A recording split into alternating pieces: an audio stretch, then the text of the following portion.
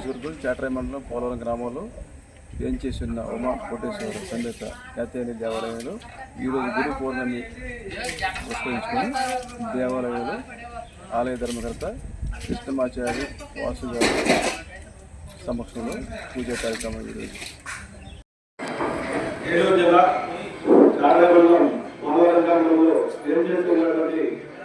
శ్రీ కాత్యాయని సమేత ఉమా కోటేశ్వర స్వామి వారి ఆలయంలో ఈరోజు కార్తీక పౌర్ణమి సందర్భంగా ఉదయం 2 చోట్ల అభిషేకం జరిగింది. అలాగే 3వ తారీఖు ప్రధాన రుద్రాభిషేకం 6 పురోహితులతో ఈరోజు అభిషేక కార్యక్రమం నిర్వహించబడుతుంది. అలాగే ఆలయ ప్రధాన సిద్ధార్థి గారు రాముడు వాసుదేవ గారు ఈరోజు నుంచి నిర్వహిస్తున్నారు.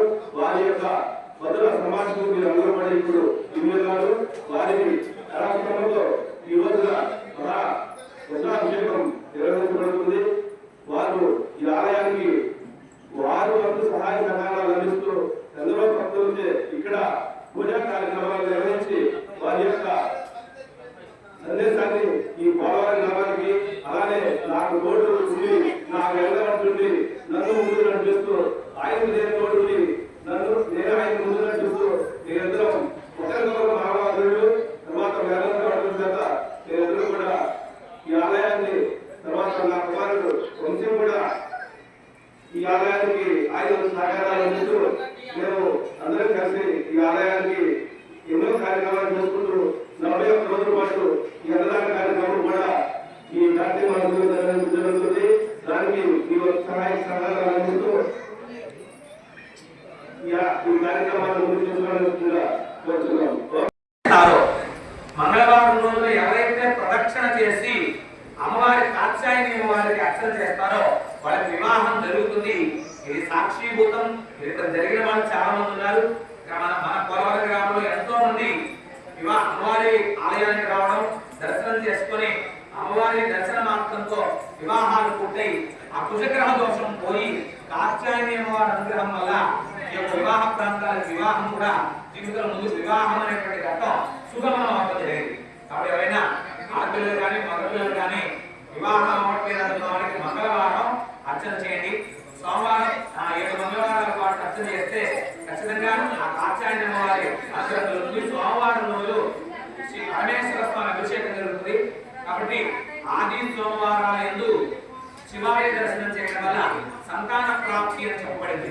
కాబట్టి ఆదివారం రోజున స్వామివారికి అభిషేకం చేయించడం, సోమవారం శివాలయ దర్శనం చేయడం లేదా మంగళవారం రోజున ఆ కాత్యాయని వారి ఉపవాసన కార్యక్రమం పాల్గొనడం వల్ల విశేష ఉత్సవంగా చెప్పబడింది. కాబట్టి ఆ అభిషేక కార్యక్రమాన్ని జరుగుతారు.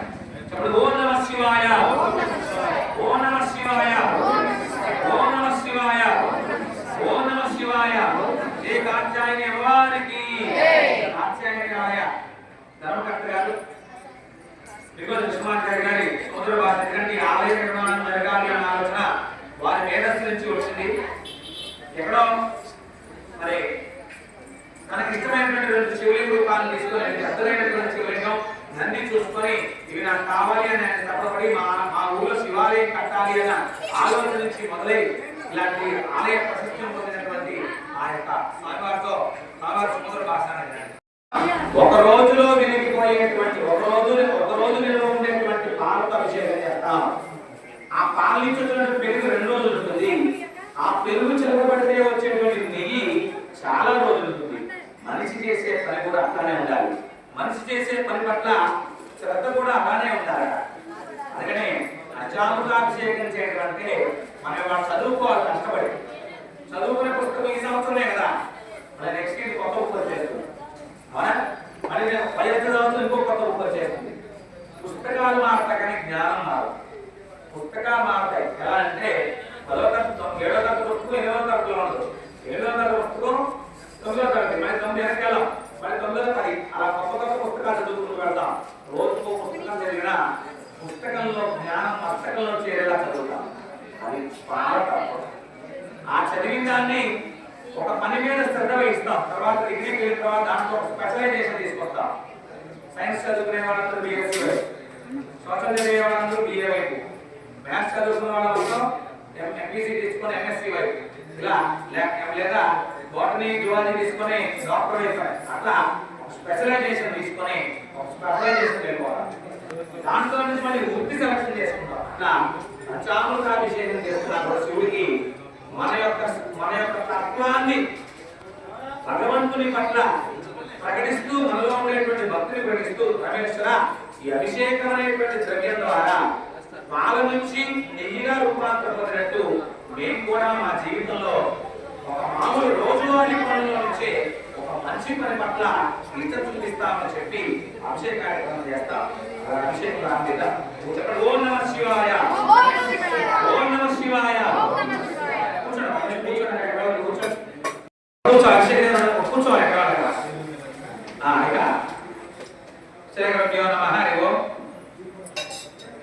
ఏలూరు జిల్లా చాట్రాయి మండలం పోలవరం గ్రామంలో కాత్యాయని దేవి సమేత ఉమాకోటేశ్వర స్వామి ఆలయ సద్యోజాత వామదేవ గౌడ ఈశాన్య పశ్చిమకాంశంగా మరి అష్టబంధన విధంగా మనం ఆలయ స్థాపనతో ఈ విశేషమైన కార్యక్రమాన్ని విశేషమైన ఆలయ నిర్మాణం చేస్తున్నాం.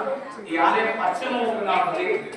పశ్చిమముఖంగా ఉండేటువంటి ఆలయ దర్శనం చేసిన సోమసూత్రం బ్రహ్మసూత్రంతో ఉండేటువంటి ఆలయ దర్శనం చేసిన విశేషమైతే ఈ బ్రహ్మసూత్రాంతర్గతమైనటువంటి అష్టబంధన భూమిలో నుంచి రాబడినటువంటి శివలింగం ఒక భాగము భూమిలోను, రెండవ భాగం శివలింగంలోను, మూడవ భాగం పైకి కనిపించేలాగా త్రిమూర్త్యాత్మకమైనటువంటి శివలింగం అర్ధనారీశ్వర రూపంతో ఉన్నటువంటి కాత్యాయని ఉమాకోటేశ్వర స్వామి ఆలయంలో మనం అభిషేకం చేయబోతున్నాం. ఈ కార్తీక మాసంలో సాయంత్రం జ్వాలాతోరణం సాయంత్రం 6 గంటల దగ్గర నుంచి జ్వాలాతోరణ కార్యక్రమం జరుగుతుంది. జ్వాలాతోరణము అంటే వెలిగేటువంటి ఒక తోరణం కింద నుంచి మూర్తులు ముందు వచ్చేస్తారు. వెనకమాల మనం ప్రయాణం చేసుకుంటాం. ఆ తర్వాత జ్వాలాతోరణపు భస్మాన్ని ధరించి ఆ జ్వాలాతోరణపు భస్మాన్ని మనం ఆ ప్రసాదంగా అంటే ఆ తిలకధారణగా తీసుకుంటాం. తద్వారా ఆ జ్వాలాతోరణ కార్యక్రమం సుసంపన్నం అవుతుంది. సాయంత్రం మహాదీపార్చన సహస్ర దీపార్చన కార్యక్రమం కూడా ఉంటుంది. ఆ కార్యక్రమంలో మీరందరూ పాల్గొని జ్యోతి ప్రజ్వలన కార్యక్రమంలో పాల్గొని యథావిధి స్వామి పాల్గొంటున్నారు. అభిషేక కార్యక్రమం ప్రారంభించబడుతుంది. పంచామృత అభిషేకం చేస్తాం. పాలు, పెరుగు, తేనె, పాలు, పెరుగు, నెయ్యి, తేనె, చక్కెర ఇత్యాది పంచామృతాలతో పాటు కొబ్బరి నీళ్లు, హరిద్రోదకము, కుంకుమోదకము, బిల్వోదకము, సువర్ణోదకము, అక్షతోదకము ఇలా పుష్పోదకంతో ఇప్పుడు అభిషేకం జరగబోతుంది. 11 రకాలైన ద్రవ్యాలతో స్వామికి ఎక్కువ నిత్యం అభిషేకం చేస్తూ ఉంటాం. ఈ అభిషేకం చేసేటువంటి శివాలయం ప్రత్యేకత ఉంది. ఇది అటువైపు అమ్మవారు, ఇటువైపు స్వామివారు ఉన్నటువంటి ఏకస్థాన రూపం అర్ధనారీశ్వర రూపంతో ఉన్నటువంటి శివాలయం. ఇక్కడ ఎవరైతే మంగళవారం